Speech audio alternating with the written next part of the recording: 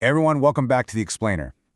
It's so easy to look at modern financial psychology, the endless hustle, the stress, the absolute burnout, and think of it as a purely 21st century problem, right? Like, it's just a byproduct of our modern world. But incredibly, ancient texts actually mapped out the exact psychological life cycle of this burnout thousands of years ago. Today, we're unpacking what we're calling the money cycle. We're going to dig into some truly ancient wisdom on wealth and want and discover just how deeply these historical sources understood human nature. So this brings us to a huge question, one that literally sits right at the center of today's analysis. Are you in control of your wealth, or is it in control of you? We so often just view money as a tool, a simple means to an end. But the texts we're exploring today argue that it functions more like a living psychological ecosystem, one that can very easily become a trap if you aren't paying close attention. Okay, let's dive right into this. We're going to break this explainer down into 5 distinct sections, outlined by these ancient observations. The drive for more, the temptations of success, the burden of abundance, the inevitable crash, and finally, the secret of contentment. We're going to see how this all builds across a typical human lifespan. The text outlines a very specific chronological life cycle here. It's like a giant predictable loop. You start with ambition, right? And that fuels the rise. But then, that success morphs into a heavy burden, which, without some really careful management, leads directly into a crash. And that crash sends people tumbling right back down the very ladder they just exhausted themselves climbing. So let's start right at the beginning with Section 1, the drive for more, the initial ambition. This is where the whole journey begins, driven by this intense, almost insatiable hunger for success. What's genuinely fascinating to me here is just how bluntly the text identifies the root of this ambition. The book of Ecclesiastes straight up states that all this toil springs from one person's envy of another. It calls it a chasing after the wind.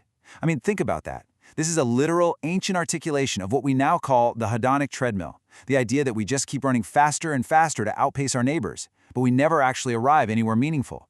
And that leads directly into a pretty stark warning from 1 Timothy. Notice the highly specific phrasing used here. It doesn't say those who are rich, it says those who want to get rich. The text structurally categorizes the mere unchecked desire for wealth as a psychological trap. It's a massive vulnerability that plunges people into ruin because it completely clouds their judgment. Because, let's be honest, the trap itself is incredibly seductive. It's the belief that money is the ultimate fix-it button for your life.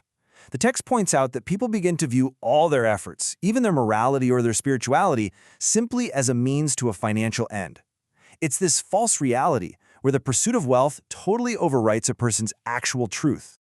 So what's the ancient solution to this blinding initial ambition? It's actually remarkably practical. Essentially, step off the treadmill before it throws you off. Proverbs gives this advice: do not wear yourself out to get rich. It's an encouragement to recognize the limits of your own cleverness before the pursuit just burns you out entirely.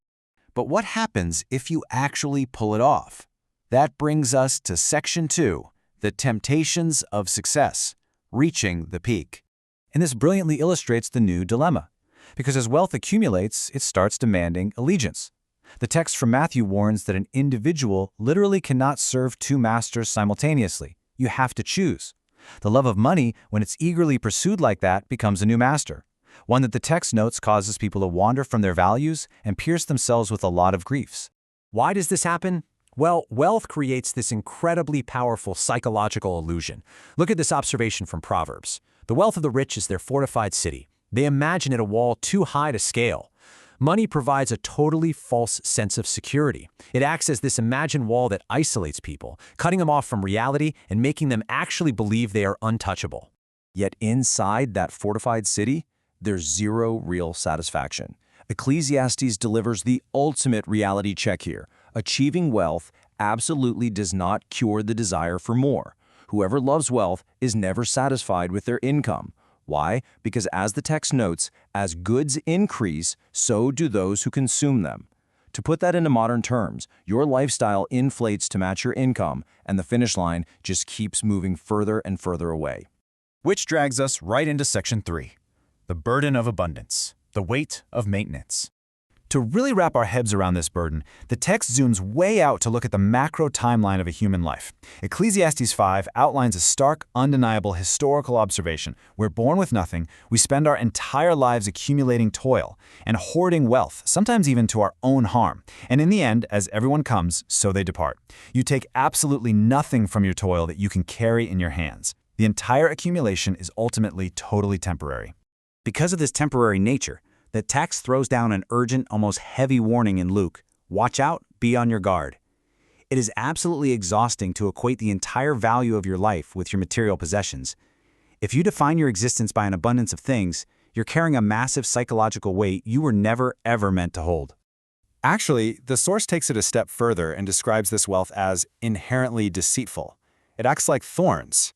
The sheer anxiety of maintaining this lifestyle, of constantly protecting that fortified city we saw earlier, literally chokes out truth and leaves the owner unfruitful. So instead of the abundance freeing you, it actually suffocates you.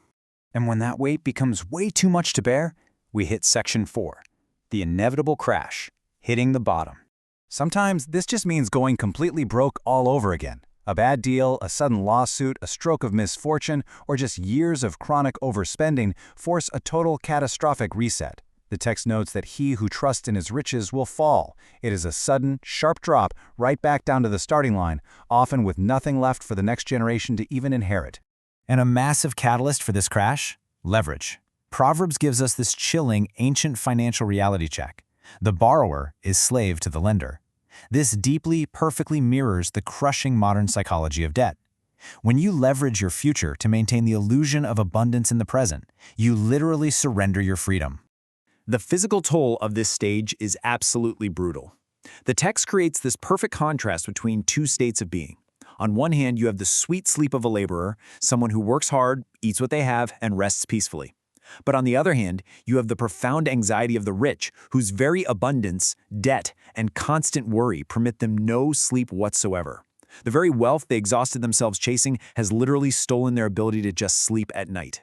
So, the crucial point is, how do we escape this? Let's look at our final section, the secret of contentment, breaking the cycle. These ancient texts actually offer a really powerful game plan, summarized beautifully in 1 Timothy. Here are the core takeaways. First, true gain isn't financial at all. It's contentment combined with good character. Second, we have to keep the ultimate reality check front and center. We brought nothing into this world, and we take nothing out. Third, recognizing that basic provision really is enough. And finally, understanding that the love of money, not the money itself, mind you, but the eager, obsessive love of it, is the absolute root of these destructive cycles. The whole shebang really hinges on this one concept: contentment. Now, based on the source text, contentment isn't about giving up or just being lazy.